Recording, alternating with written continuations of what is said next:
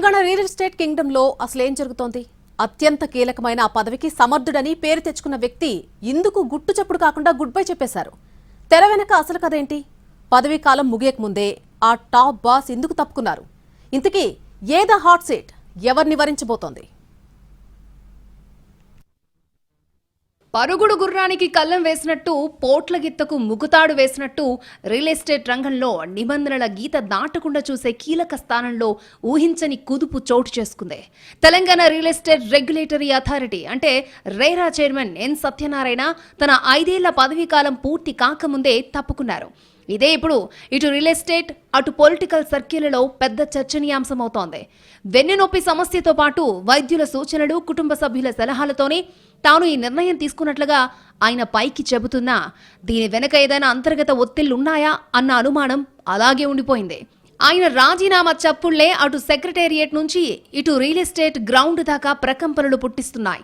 Satyanarayana resign చేయడం ఒక ఎత్తైతే, ఖాళీ అయినా ఆ హాట్ సీట్ ని ఎవరితో భర్తీ చేస్తారనేది ఇంకా ఆసక్తికరంగా మారింది. సెర్చ్ కమిటీ ద్వారా నియామక ప్రక్రియను ఇప్పటికే స్పీడప్ చేసింది ప్రభుత్వం. ఈ రేసులో లాబింగ్ కూడా జోరుగా నడుస్తోందట. ఇందులో ముఖ్యంగా 2 టాప్ బ్యూరోక్రాట్ల పేర్లు బలంగా వినిపిస్తున్నాయి. ప్రస్తుత రాష్ట్ర ప్రభుత్వ ప్రధాన కార్యదర్శి కె రామకృష్ణతో పాటు మాజీ చీఫ్ సెక్రటరీ శాంతికుమారి పేర్లు రేసులో ముందు వరుసలో ఉన్నట్టుగా తెలుస్తోంది.